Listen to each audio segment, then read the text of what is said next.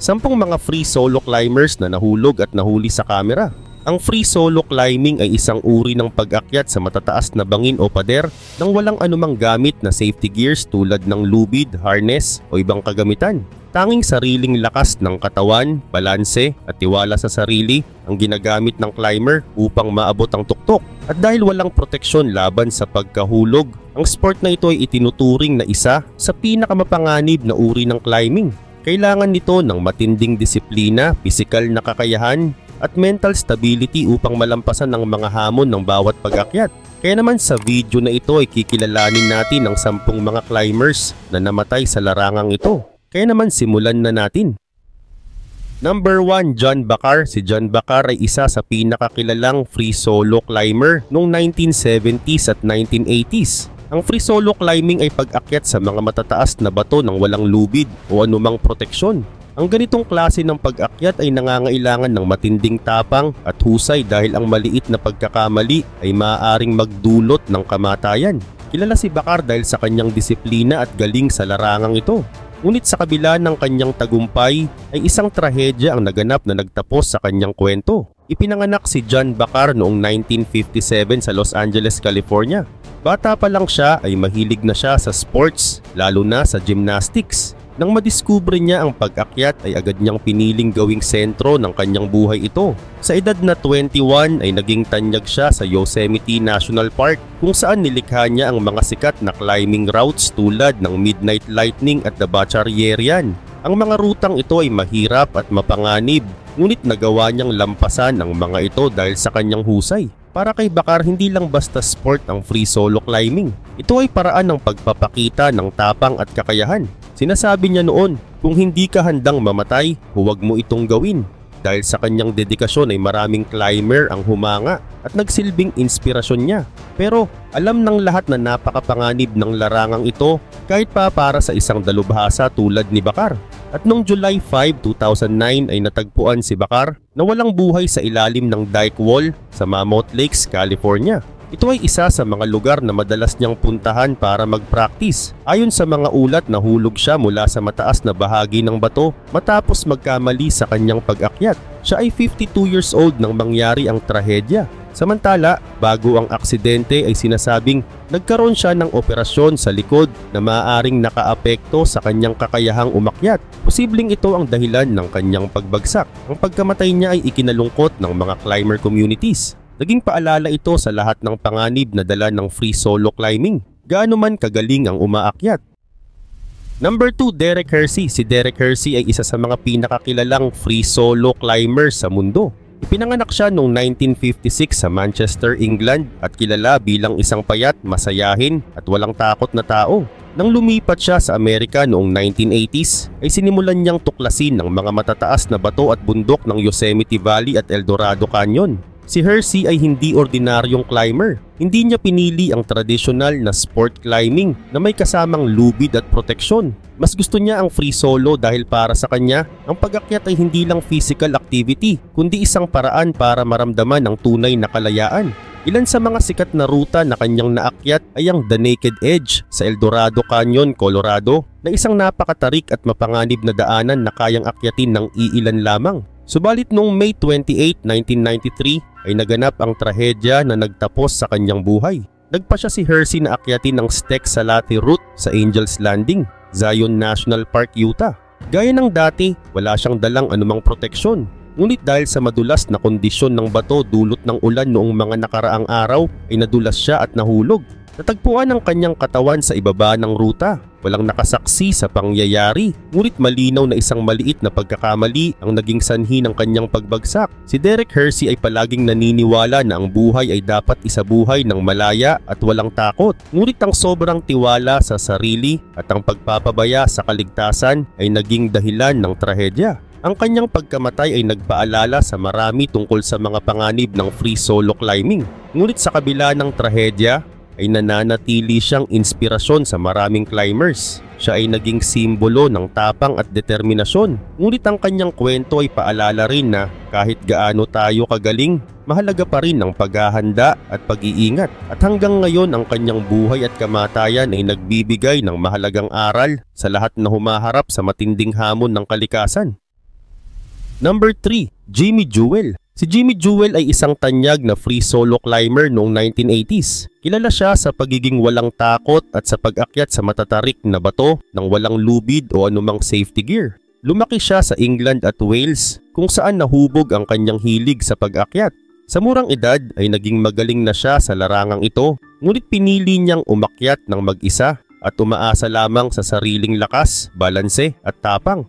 At noong 1987 ay nagtungo si Jimmy sa Avon Gorge sa England, isang sikat na lugar para sa mga umaakyat. Ang lugar na ito ay kilala sa matatarik nitong pader na hamon kahit sa mga pinakamahuhusay na climber. Sa araw na yon ay umakyat si Jimmy sa isa sa mga pader nito gaya ng nakasanayan niya na walang anumang safety gears. Ayon sa mga nakakita, kalmado at confident siyang umaakyat. Ngunit habang nasa kalagitnaan ng pader ay bigla siyang nawalan ng balanse. Sa isang iglap siya ay nahulog mula sa mataas na bahagi ng bato. Gayun din, ang pagbagsak ni Jimmy ay naganap sa Avon Gorge, isang lugar na may mahirap akyatin na mga bato. Ang mga pader dito ay madulas at mahirap makapitan. Bagamat bihasa na siya sa ganitong klase ng pag-akyat, kahit ang pinakamagaling ay maaaring magkamali. Maaaring siya'y napagod, nadulas o sandaling nawala ang concentration. Sa free solo climbing, kahit isang maliit na pagkakamali ay maaaring magdulot ng trahedya at ito nga ang nangyari sa kanya. Bilang resulta, ang nangyari kay Jimmy Jewell ay nagdulot ng pagkabigla at lungkot sa climber communities. Bagamat maraming napahanga sa kanyang tapang at kagalingan, ay naging malinaw rin ang panganib ng free solo climbing.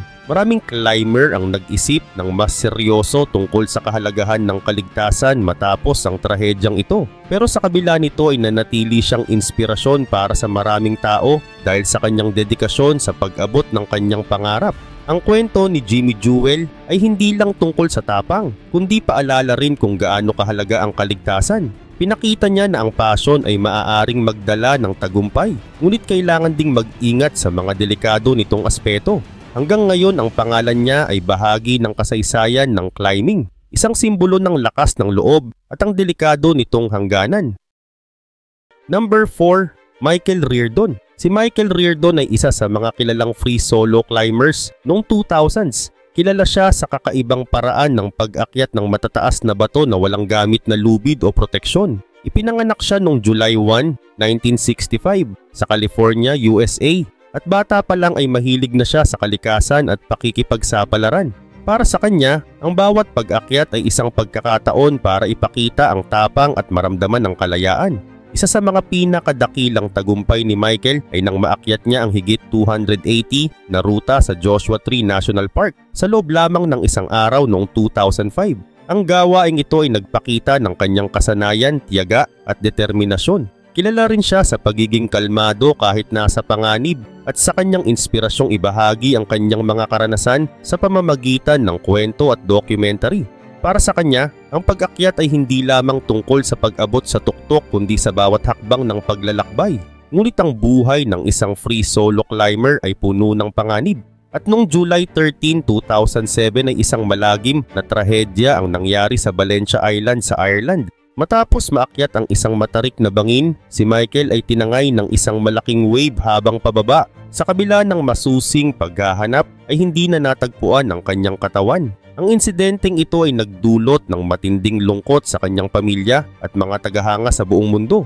Ang pagkawala ni Michael ay nag-iwan ng aral tungkol sa panganib ng free solo climbing, ngunit ito rin ay nagbigay inspirasyon sa marami. Ipinakita niya na ang tapang at pagmamahal sa kalikasan ay maaring magdala ng hindi malilimutang tagumpay at kwento. Sa kabila ng trahedya ay patuloy siyang naaalala bilang isang simbolo ng lakas ng loob at dedikasyon. Hanggang ngayon ang pangalan ni Michael Reardon ay nananatili sa puso ng mga taong humahanga sa kanyang tapang. Ang kanyang kwento ay isang paalala na ang tunay na halaga ng buhay ay nasa mga hamon na ating hinaharap at sa mga pangarap na ating sinusubukan abutin.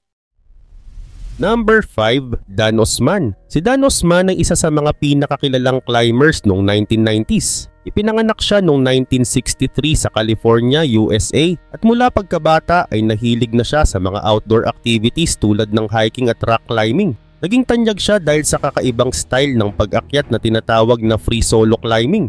Sa style na ito ay umaakyat siya sa matataas na bangin ng walang lubid o anumang safety gears, kundi sariling lakas ng loob at kakayahan lamang.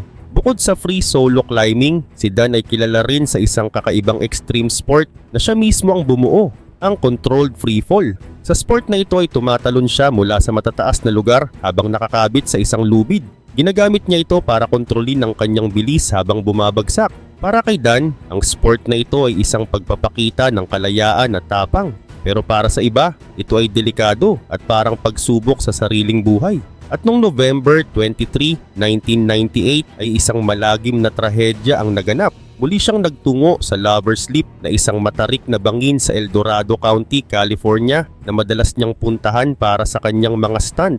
Sinubukan niya ang controlled freefall mula sa taas na higit 1,000 feet. Sa kasamaang palad, ang lubid na matagal na niyang ginagamit ay naputol habang siya'y nasa ere. Agad siyang bumagsak sa lupa at binawian ng buhay. Ang pagkamatay ni Dan ay naitala sa kamera. Ang video ay nagpapakita kung gaano siya karelax sa simula at puno ng tiwala at tapang. Pero ang biglaang pagbagsak niya ay isang masakit na paalala kung gaano kadelikado ang kanyang ginagawa. Ang aksidente ay dulot ng lubid na naluma na sa sobrang gamit, isang bagay na hindi niya agad napansin. Ang kwento ng buhay ni Dan Osman ay nagdulot ng malaking epekto sa mundo ng extreme sports. Para sa marami, siya ay simbolo ng tapang at ng pagsubok sa limitasyon ng tao. Pero para rin sa iba, siya ay paalala na kahit gaano kakahusay ay mahalaga ang paghahanda at kaligtasan. Hanggang ngayon, ang alaala ni Dan Osman ay nananatili sa mga documentary at video. Siya ay naging inspirasyon ng maraming climbers, ngunit ang kanyang buhay ay nagsisilbing aral sa lahat na ang tapang at kalayaan ay mahalagang ipareho sa responsibilidad at pag-iingat upang maiwasan ang kapahamakan. Number 6. Austin Howell. Si Austin Howell ay isang kilalang free solo climber na isang uri ng pag-akyat sa bundok na walang gamit na lubid, harness o anumang safety gear. Sa larangang ito, ang bawat hakbang ay may dalang panganib. Ngunit para kay Howell, ito ang nagbibigay sa kanya ng kalayaan at koneksyon sa kalikasan. Marami ang humanga sa kanyang tapang at dedikasyon sa ganitong kakaibang uri ng sport. Samantala, lumaki si Howell sa United States na mahilig sa kalikasan at adventure. Sa kanyang mga video at online posts ay makikita ang kanyang pagmamahal sa pag-akyat at sa kagandahan ng mundo. Hindi siya naghahangad ng papuri, kundi ibinabahagi niya ang kanyang mga karanasan upang maipakita ang kahalagahan ng pagtitiwala sa sarili at pagkakaroon ng disiplina. Gayun din naman, noong July 2023 ay naganap ang trahedya na nagwakas sa kanyang buhay. Habang umaakyat si Howell sa Short Off Mountain sa North Carolina ay bumigay ang hawak niyang bato at siya ay nahulog mula sa taas na hindi kayang malampasan ng sinuman. Ang insidente ay nasaksihan ng ilang tao sa lugar. Kahit mabilis dumating ang mga rescuers ay wala na rin silang nagawa dahil si Howell ay binawian na agad ng buhay sa lugar mismo kung saan siya nahulog. Maraming nagtanong kung bakit nangyari ang trahedya. Ang eksaktong dahilan ay hindi pa rin alam, ngunit maaaring nadulas siya o di kaya'y nakaramdam ng pagkapagod. Sa kabila nito, ang kanyang pagkamatay ay nagdulot ng kalungkutan sa mundo ng climbing. Maraming napahanga sa kanyang tapang at kagalingan, ngunit ang iba naman ay nagtanong kung tama bang ipagpatuloy ang ganitong mapanganib na uri ng sport. Ang kanyang kwento ay naging simula ng mga diskusyon tungkol sa kaligtasan sa free solo climbing at ang limitation ng ginagawa ng tao para sa adrenaline at passion. Number 7. Brad Gobright. Noong November 27, 2019 ay isang trahedya ang yumanig sa mundo ng free solo climbing. Si Brad Gobright na isa sa pinakahinahangaang climber sa kanyang henerasyon ay pumanaw matapos mahulog mula sa isang matarik na pader sa El Potrero Chico, Mexico. Si Brad Gobright ay ipinanganak noong June 27, 1988 sa Orange County, California. Bata pa lamang siya ay mahilig na siya sa pag-akyat. Sa edad na 7 ay sinubukan niya ang indoor climbing at simula noon ay hindi na niya binitiwan ang sport na ito. Sa mga sumunod na taon ay nakilala siya bilang isa sa pinakamagagaling na free solo climbers. Ngunit sa kabila ng kanyang husay ay nanatiling simple at mapagpakumbaba si Gobright. Hindi rin siya naghahangad ng kasikatan, ngunit hinangaan ng marami dahil sa kanyang tapang at dedikasyon. Subalit noong araw ng aksidente ay kasama ni Gobright si Aidan Jacobson na isa pang climber. Nagdesisyon silang umakyat at bumaba sa Sendero Luminoso na isang mahirap ngunit sikat na ruta sa El Potrero Chico. Ginamit nila ang simul rappelling na isang technical na paraan ng pagbaba kung saan ang dalawang climbers ay sabay na nakatali sa isang lubid at umaasa sa balance ng bawat isa. Ngunit sa kasamaang palad ay nagkaroon ng pagkakamali sa haba ng kanilang lubid na dahilan upang lumampas ito sa safe distance. Si Jacobson ay nakaligtas sa pamamagitan ng pagkapit sa pader, ngunit si Go Bright ay nahulog mula sa taas na 300 meters. Ayon sa mga ulat, ang aksidente ay resulta ng ilang factors. Ang simul-rappelling ay isang delikado at complicated process na nangangailangan ng exact coordination. Dagdag pa rito, ang ruta na kanilang dinaanan ay kilala sa pagiging teknikal at mapanganib. Ang kawalan ng backup system o safety rope ay lalo pang nagpalala ng sitwasyon. Sa kabila nito, ang pagkawala ni Go Bright ay isang malaking dagok sa climbing community. Siya ay kinilala bilang isa sa mga pinakamahusay at mabait na climbers ng kanyang panahon. Si Alex Honnold na isa pang sikat na climber ay nagpahayag ng kanyang kalungkutan at tinawag si Go Bright na isang di matatawarang inspirasyon at isang totoong gem sa komunidad. Ang insidenteng ito ay nagbigay liwanag sa mapanganib na aspeto ng climbing at nagsilbing babala para sa lahat na magdoble ingat sa ganitong gawain.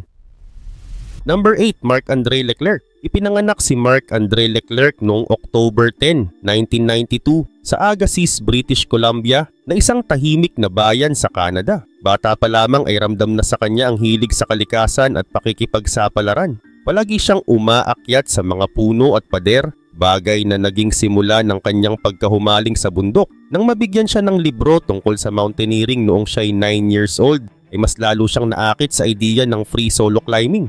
Habang lumalaki ay naging mas seryoso si Mark sa pag-akyat. Sa edad na 20 ay kinilala na siya bilang isa sa pinakamahusay na free solo climbers sa mundo. Hindi tulad ng ibang climbers ay hindi siya naghahanap ng kasikatan o papuri. Mas gusto niyang tahimik na gawin ang kanyang mga ekspedisyon. Para sa kanya ang bawat akyat ay isang personal journey na isang malalim na koneksyon sa kalikasan na nagbibigay ng kalayaan at kapanatagan. At noong 2015 ay napatunayan ni Mark ang kanyang husay nang matagumpay niyang maakyat ang Torre Eiger sa Patagonia na isa sa pinakamahirap na bundok sa buong mundo. Ginawa niya ito ng mag-isa, isang bagay na hindi pa nagagawa ng iba noon. Ang tagumpay na ito ay nagdala sa kanya ng respeto mula sa komunidad ng mountaineering, ngunit nanatili siyang simple at mapagpakumbaba. At noong March 2018, kasama ang kanyang kaibigan at kapwa climber na si Ryan Johnson, ay sinubukan nilang akyatin ang main tower ng Mendenhall Towers sa Alaska. Matapos maabot ang tuktok ay nagsimula silang bumaba, ngunit isang avalanche ang tumama sa kanilang ruta. Dahil dito ay hindi na sila nakabalik. Pagkaraan ng ilang araw ng paghahanap ay natagpuan ng ilan nilang kagamitan, ngunit hindi na nakita ang kanilang mga katawan. Ang trahedya ng pagkawala nila ay nag-iwan ng lungkot at pagkabigla sa mundo ng mountaineering. Sa kabila nito, ang kwento ni Marc-André ay nagbigay inspirasyon sa marami. Noong 2021, ang kanyang buhay ay isinapelikula sa documentary na The Alpinist. Dito ipinakita ang kanyang kahangahangang talento, disiplina at pagmamahal sa kalikasan. Number 9, Paul Prost. Si Paul Prost ay isa sa mga pinakakilalang pangalan sa kasaysayan ng free solo climbing. Ipinanganak siya noong August 19, 1886 sa Vienna, Austria. Bata pa lamang ay mahilig na siya sa kalikasan at pag-akyat sa mga bundok. Hindi tulad ng ibang umaakyat na gumagamit ng lubid o kagamitan, ay naniniwala si Paul na ang tunay na sukatan ng tapang at galing ay ang pag-akyat gamit lamang ang sariling lakas ng katawan at isip. Tinawag itong purist philosophy na nagsasabing dapat natural at simple ang pag-akyat. Sa buong buhay niya ay nakaakyat si Paul sa mahigit 1,200 summit kung saan 300 dito ay ginawa niya ng mag-isa o free solo. Para sa kanya, hindi kailangan ng mga kagamitan tulad ng lubid para maabot ang tuktok ng bundok. Ang pananaw niyang ito ang nagdala sa kanya sa tuktok ng tagumpay, pero ito rin ang naging dahilan ng kanyang pagbagsak. At noong October 3, 1913, habang umaakyat sa Mandelkogel na isang matarik na bundok sa Dachstein Mountains, Austria, ay nadulas si Paul at nahulog mula sa napakataas na bahagi. Wala siyang lubid o anumang proteksyon kaya hindi siya nailigtas. Agad siyang binawian ng buhay sa edad na 27. Ang kanyang aksidente ay isang malungkot na paalala kung gaano kapanganib ang free solo climbing. Gayun din naman marami ang nagtaka kung paano nangyari ang trahedya. Posibleng dahil sa madulas na bato o maling hakbang. Pero malinaw na ang kanyang prinsipyo na huwag gumamit ng kahit anong proteksyon ang naging pangunahing dahilan ng kanyang pagkamatay. Bagamat maikli ang buhay ni Paul Prost, ay malaki ang iniwan niyang impluwensya sa mundo ng pag-akyat. Maraming mountaineer ang humanga sa kanyang tapang at dedikasyon. Ang mga modern climbers tulad ni Alex Honnold na kilala sa documentary na Free Solo ay nagsasabing inspirasyon nila si Paul. Kaugnay pa nito ay hindi rin nakuhanan ng kamera ang pagbagsak ni Paul Prose dahil wala pang technology noon para sa ganitong mga bagay. Ngunit ang kanyang kwento ay madalas natampok sa mga documentary at aklat tungkol sa kasaysayan ng pag-akyat. Siya ay naging simbolo ng tapang, dedikasyon at ang panganib ng sobrang kumpiyansa sa sarili. Number 10. Hans-Jörg Auer. Si Hans-Jörg Auer ay isinilang noong February 18, 1984 sa Zams, Austria na isang maliit na bayan na napapalibutan ng kabundukan. Bata pa lamang siya ay mahilig na siyang maglakbay sa bundok. Unti-unti, ang simpleng libangan ay naging isang malalim na passion na nagdala sa kanya upang maging isa sa mga pinakamahusay na free solo climber sa buong mundo.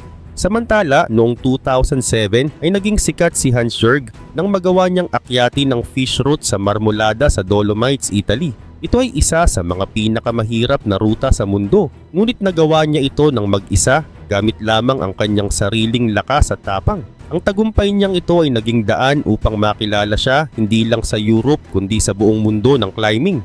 Kaugnay pa nito ay hindi natigil si Hans-Jörg sa isang tagumpay. Sa mga sumunod na taon ay inakyat niya ang ilan sa mga pinakamahirap na bundok sa mundo, kabilang ang mga ice wall sa Alaska at matataas na summit sa Himalayas. Para sa kanya, ang bawat akyat ay hindi lamang tungkol sa pagsubok ng lakas, kundi isang paraan para maramdaman ang tunay na koneksyon sa kalikasan. Kilala siya sa pagiging simple at mapagpakumbaba kahit pa siya'y isang alamat sa kanyang larangan. Ngunit kahit gaano kahusay ay hindi nakatakas si Hans-Jörg sa panganib na dala ng bundok. At noong April 16, 2019 ay sumama siya sa dalawang kasamahan na sina David Lama at Jess Roskeli sa isang ekspedisyon sa House Peak sa Banff National Park, Canada. Layunin nilang akyatin ng M16 route na kilalang isa sa pinakamapanganib na ruta. Habang nasa kalagitnaan ng pag-akyat ay tinamaan sila ng isang avalanche o pagguho ng yelo. Lahat sila ay hindi nakaligtas. Matapos ang ilang araw ng paghahanap ay natagpuan ang kanilang mga katawan ng mga rescuer.